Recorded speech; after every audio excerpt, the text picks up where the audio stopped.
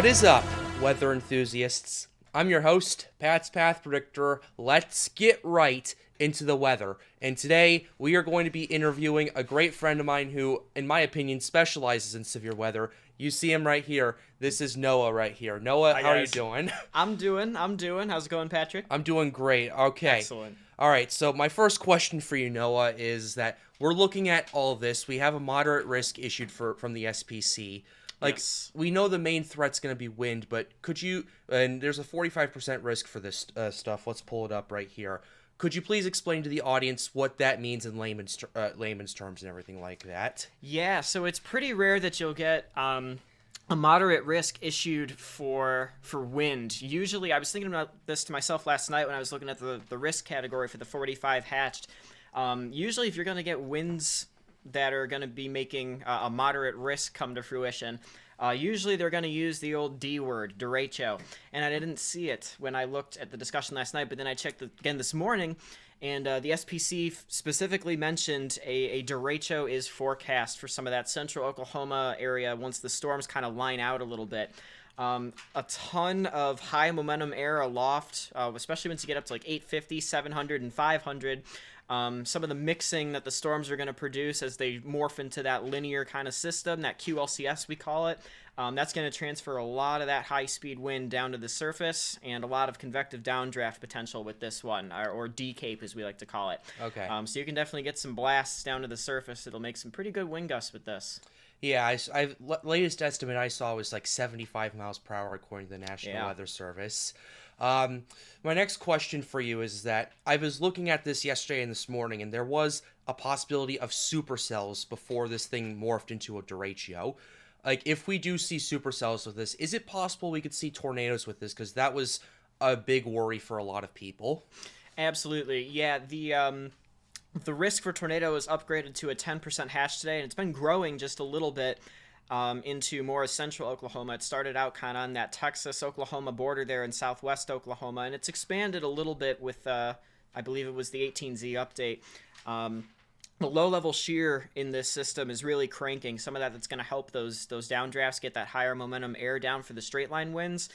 This could also really get things turning in a very narrow window of time, in like the first hour or two after those first storms start to pop up on the Texas-Oklahoma border there. And so if they can utilize that shear well enough, you could probably see a good threat for significant tornadoes, especially with the moisture surge coming up later this evening. Yeah, please describe this moisture surge and what that has to do with the Cape values, if anything, because yesterday we saw the Cape values around 500, 700 max, and now, according to some models, we'll pull it up right here. This is the HER model. We're close to 17, actually over 1700 with some of this stuff. So, please explain how that exactly works. This whole moisture surge and what this has to do with this. Yeah, so you're going to start to get a surface low pressure center, a surface cyclone in the lee of the Rockies there, eastern Colorado. And that's associated with what we call an upper level trough, basically a big U-shaped line in the heights aloft as some colder air surges over the Rockies there and pushes over the Great Plains.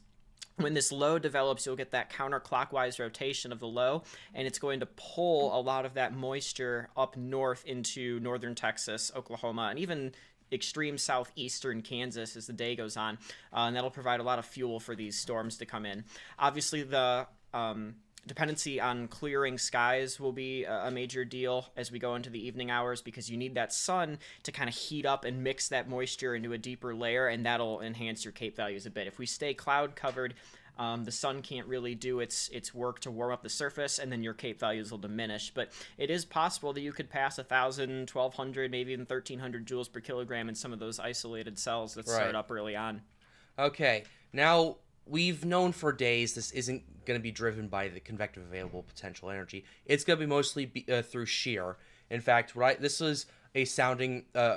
This was a sounding basically from this morning. It's not really a sounding; it's a projected sounding from the North American model.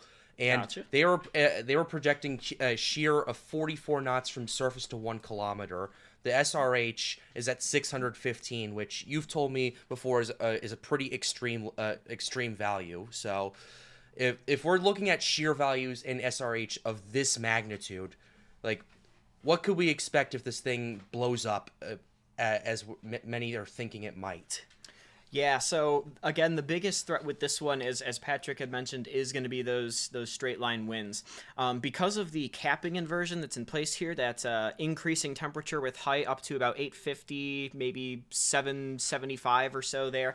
It's going to be kind of tough to overcome that in some places, but again, if the sun comes out, you'll erode that cap a little bit and enhance your instability a good bit.